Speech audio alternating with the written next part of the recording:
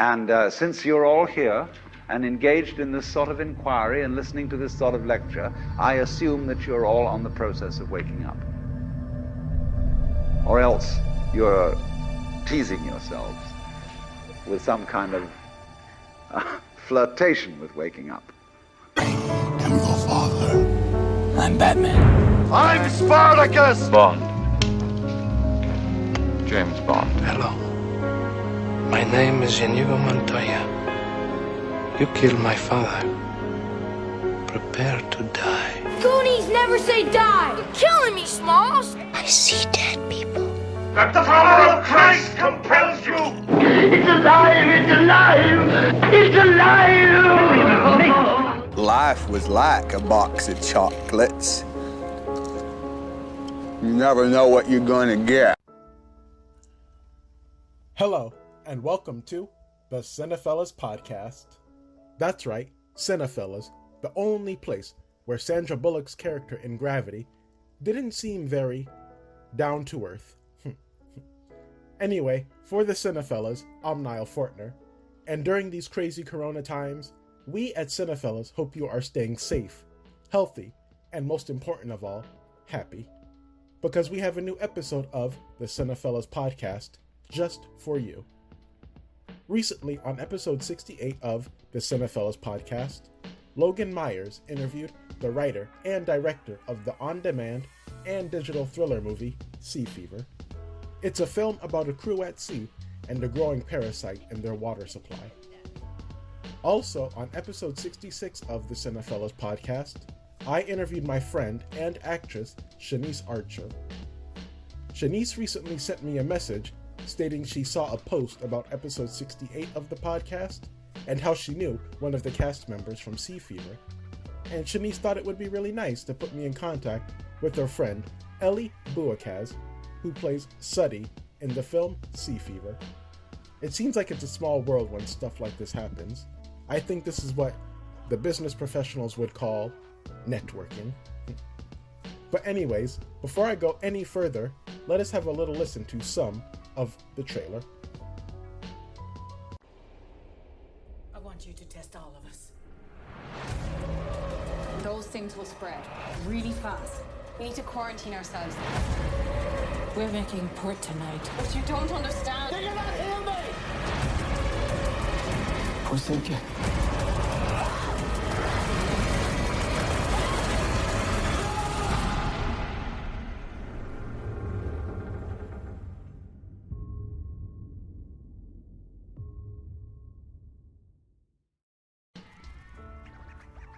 Oh boy, that audio from the trailer fits perfectly with what's going on in the world right now, with words like spread and quarantine.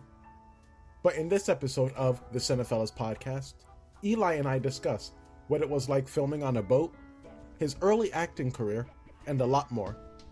So, if that sounds interesting to you, then let's get into it. Oh, what a day! What a lovely day! Because we only have one rule on this team. What is that rule, Twiggy? ELE. That's right, ELE. What does ELE stand for? Everybody love everybody. Everybody love everybody. Right there up on the wall.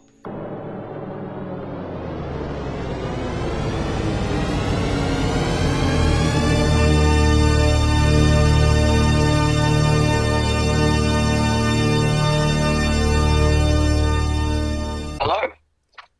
Hi Elie, this is Niall. Niall, how's it going? I'm doing pretty good, how are you? Not too bad, thank you. Doing just about what everyone else in the world is doing currently. Finding ways to entertain myself. Yeah, same here. I've been trying to keep busy too. I'm doing some writing stuff and reading and just catching up on some old stuff actually. How about you? Mostly attempting to do some writing as well, actually. But also watching a lot of films, reading quite a few books. I think I have more than enough books in this house to keep me entertained for the long run, so... Well, that's pretty cool, actually. Yeah, I feel like we're all doing the same thing. We're all in the same boat, you know? Exactly. Yeah, exactly. Just finding interesting things to do on your own. Yeah, so how do you know Shanice, actually? Because I know her from when she used to live in Florida, actually. We met at acting school. I don't know if you've heard of Identity. It's a small-time, part-time acting school based here in London, and we met there. And she's been one of my closest friends since. We've just kind of always kept an eye on each other, given each other tips, and of course, looking forward to seeing what each other is working on. No, it's great. I feel like it's a small world when stuff like this happens. It is, slightly. It's actually been a weird experience with this film in particular, because we ended up finding out later on that we had more connections between each other, me and the cast and crew, than we initially anticipated. So I suppose you could say it was always meant to be, in a way. Yeah, and I'm glad I actually got to see the movie Sea Fever, because I actually like that genre of movies, because it reminds me of The Thing and Aliens. So I was wondering, what other films do you believe inspired this movie? And did any of these movies or any other movies inspire you and your performance? Well, you were right when you pointed those out. The Thing and Alien. Those are, I think every person I've talked to about the film has brought up at least one of those two as the go-to comparisons. But I thought we were very much inspired by Annihilation, which is a more recent film. But that same kind of concept of the unknown and people delving deeper than they should, I suppose, or coming up against something, potentially dangerous or threatening, but which in many ways is just trying to survive as much as we are. So that was a big one. I actually found I had a lot of similar thematic elements to a very recent film, The Lighthouse, which is, very deeply based in nautical mythology and lore, and has a lot of things to say about isolation and desperation and the feeling of being trapped. Those are two movies that really struck me with this. I loved The Lighthouse. That was a great movie. Yeah, really good one. And when you say Annihilation, is that the same movie that's the director of Ex Machina? Because I know that movie too. Yes, Alex Garland. Alex Garland, yeah. Very, very, very good director. I think he had a quote regarding Annihilation where he talked about adapting it, because it was based on a book. Adapting, rather than the book itself, he was adapting his experience of reading it, which meant that it became far more experiential and far more, kind of subjective of the human experience and the sense of kind of fear and uncertainty of the unknown in a way. I think that's what kind of stuck out to me about this, was that same sort of feeling comes through with Sea Fever in a way, very much about people facing the unknown and having to accept the fact that this may be beyond, beyond them as people. Absolutely, yeah. I understand what you mean. And how did you actually get into acting, and how did you start your acting career, or even get attached to this project? Well, it's funny you should ask, because it's basically all begun with this. I was actually kind of cast completely out of the blue. My agent just sent me an audition for it, and several months went by, which I, assumed that they'd moved on and had cast someone else. But then I found out later on that they had to push back filming, and they were still putting me on the cards. So I kind of, held my breath for a bit, just tepidly waiting to hear some good news. And sure enough, a few months later, I got cast. And so really from there, that's kind of just been the beginning of my career. I haven't really had many other credits to my name, as you'll probably find out if you look me up. But this was kind of the jumping off point for me, and I think it was good because it was really fun, kind of just being thrown into the deep end with a pun not intended, thrown into the deep end with these other actors, many of who have been working for far longer than I have, and to just kind of just learn on set, just kind of understand through experience, really. It was really amazing, and I'm really glad that I got to be a part of it. Okay. And during the audition, what successful steps did you take, or what steps would you recommend to other actors in order to get involved in a project like this? I'd definitely say confidence is key. I think a lot of young actors, myself included, tend to get, a little too stuck in their heads regarding, the way they look and, the way they move and everything. And I think perhaps the reason I was struggling when I started out with audition was because I felt the need to constantly shift myself to, make the director or the casting agent happy. And really what it came down to was just, doing what I do best and doing it in the way that I know how to, and letting the director see that and decide from there whether or not that's what they want. I think that's also it's a big thing a lot of young actors forget, is that by the time you're casting, very rarely does a director have a full image of what the film looks like. And that's something that NASA, our director, told me, was that she wanted it to kind of come through the actors and through the performances. So really, it's all about kind of bringing yourself to it.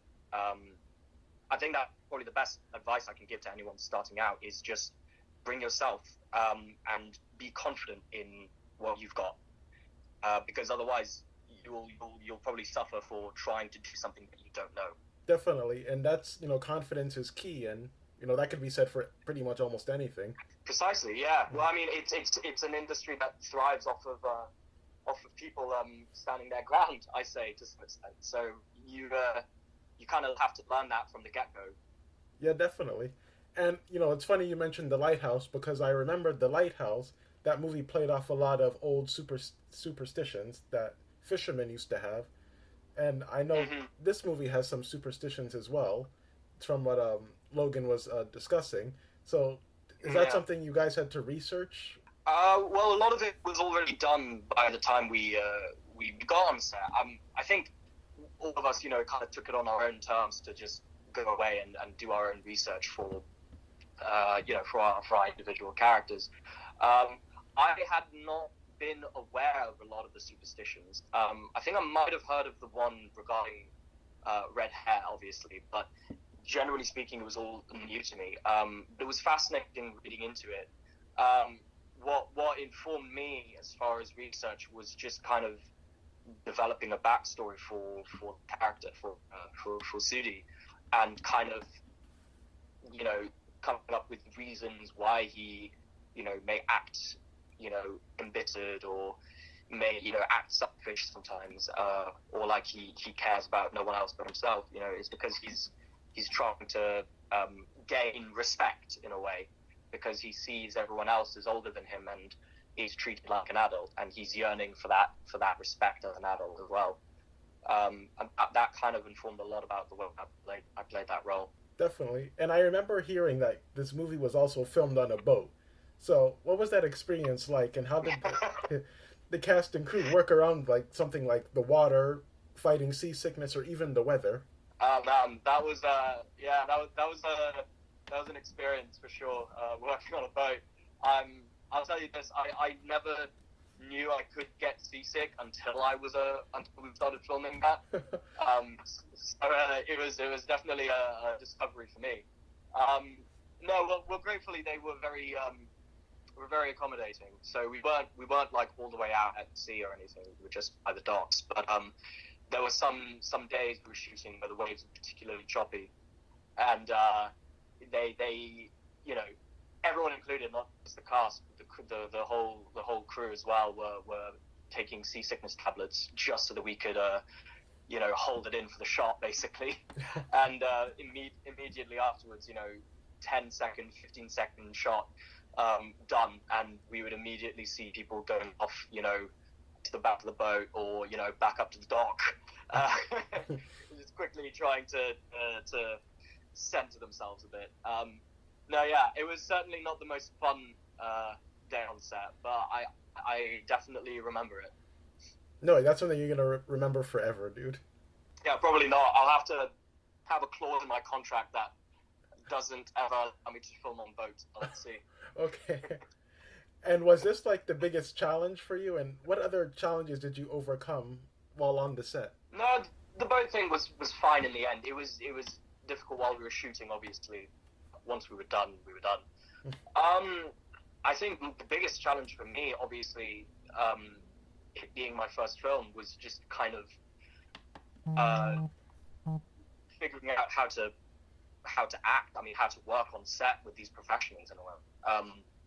And what I learned very much was what I learned from that audition as well, was to just be yourself and not get intimidated by the people you're working with. And that may sound easier said than done. But really, I think what was so great about it was the fact that they were all so open to me as well, and treated me like a professional. And I think that sense of feeling welcome really went a long way in making the experience all the more worthwhile. All right. And also, as a young actor, is there anything that you learned, like, from your cast and crew members that you think will benefit you in your career in the future? Like, whether it be, like, some advice or words of wisdom or something?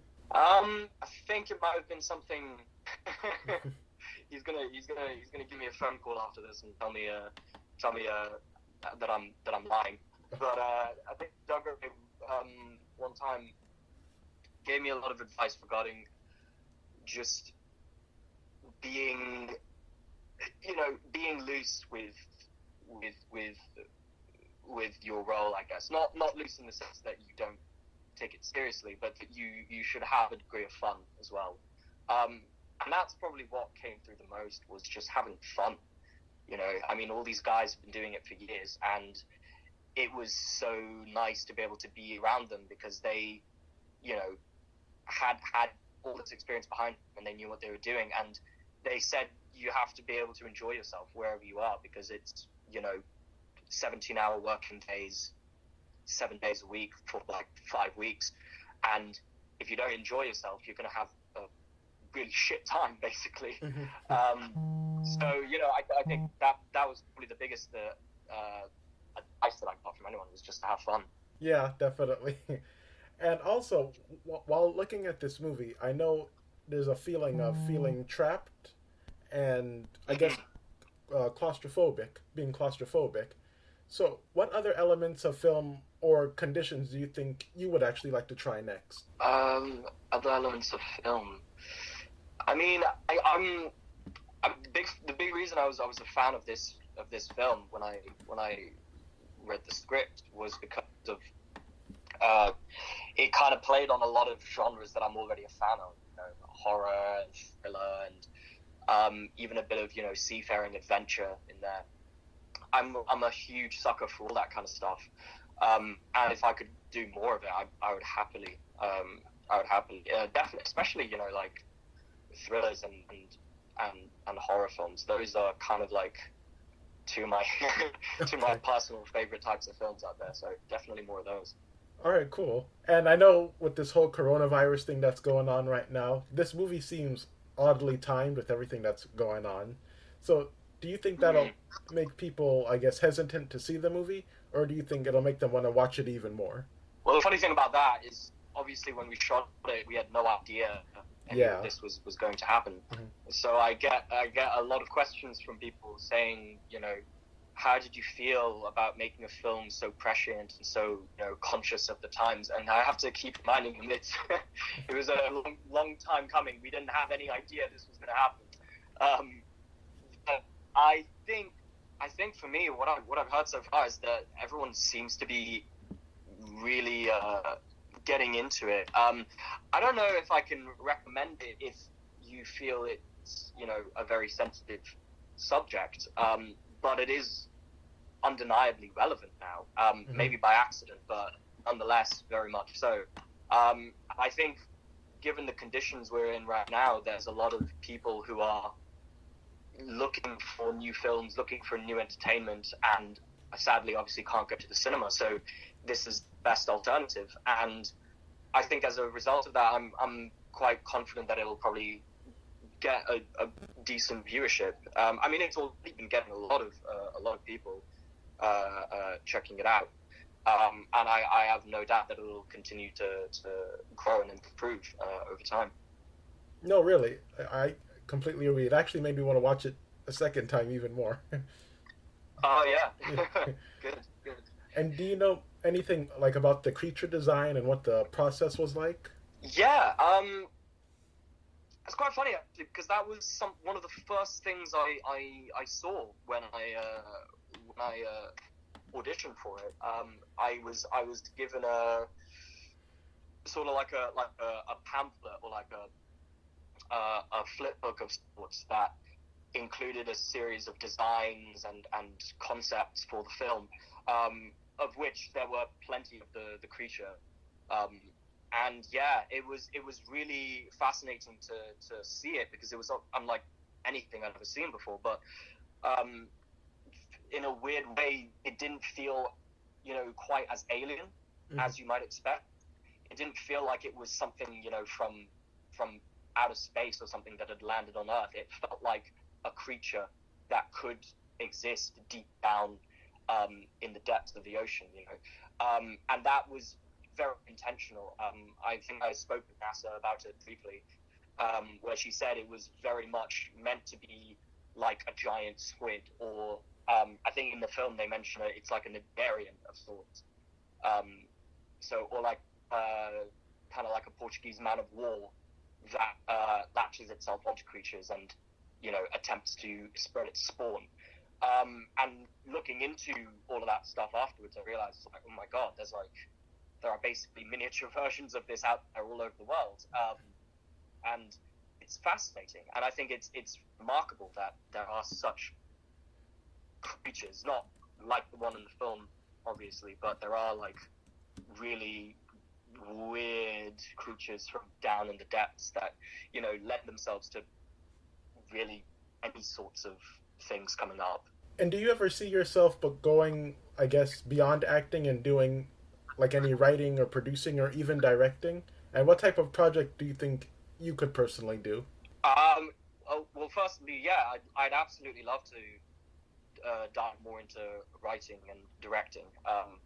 As I mentioned, I'm a huge sucker of like horror films and thrillers, but I'm a big fan of film in general. And I'm currently working on a couple of scripts. I'm not at liberty to talk about them as of now, but I would definitely love to move forwards with those one day and see where they go.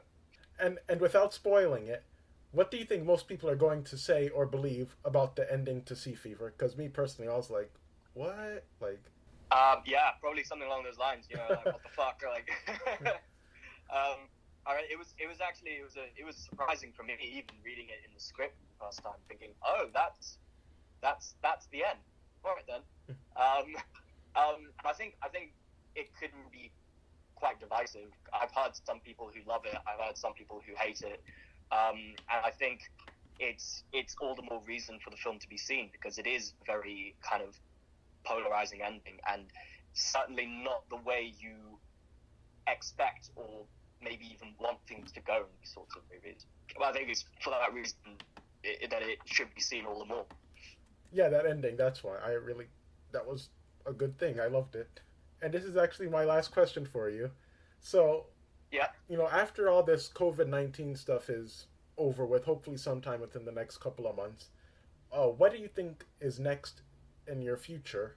And what other projects do you have in mind or considering? I know you're a big horror guy, so is there anything next for you in the horror genre? Right now it's a little bit bare bones, to be honest with you. I think that's, the world over, obviously. Not many projects coming down the pipeline currently because of the state of the virus right now. But I'm, staying optimistic, gratefully still getting auditions. Regarding future projects I'd like to work on, like I said, I'm writing a couple of scripts right now. which are, you know, very near and dear to me, and which I would love to one day get kickstarted and funded. But you know, I think perhaps this is the wonderful, unexpected virtue of being in self-isolation, is that you have to find ways to express yourself creatively, and luckily for me, I've got a lot of creative ideas to put down on paper. So I think that's kind of what I'll be doing for the foreseeable future until things clear up a bit. Yeah, we're all in this together, and we're all in the same boat. I completely agree. We got to keep moving forward.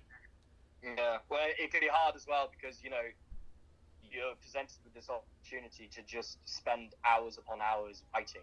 Mm-hmm. And if you're like me and are a professional at procrastinating, you know that it doesn't make it any easier mm-hmm. a lot of the time.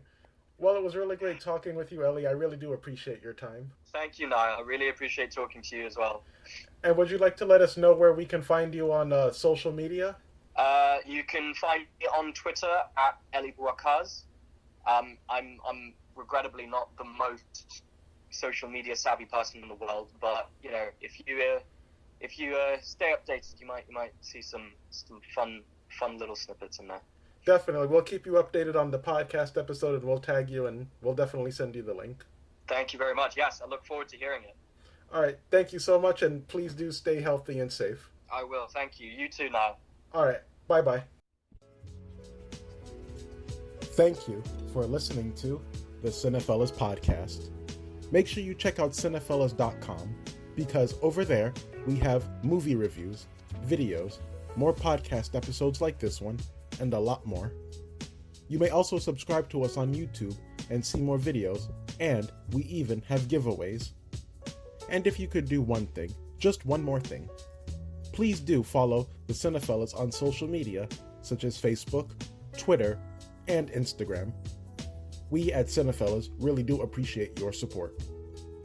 Well, it's about that time for me to head on out of here. And remember, we ain't got no badges, because we don't need no stinking badges. Until next time, I'm Nile Fortner of the Cinephellas Podcast, and I hope you have a good rest of the day and a good night. Why so serious? I am serious, and don't call me Shirley. Well, nobody's perfect. Go ahead. Make my day. E.T. phone home. There's no place like home. Hasta la vista, baby.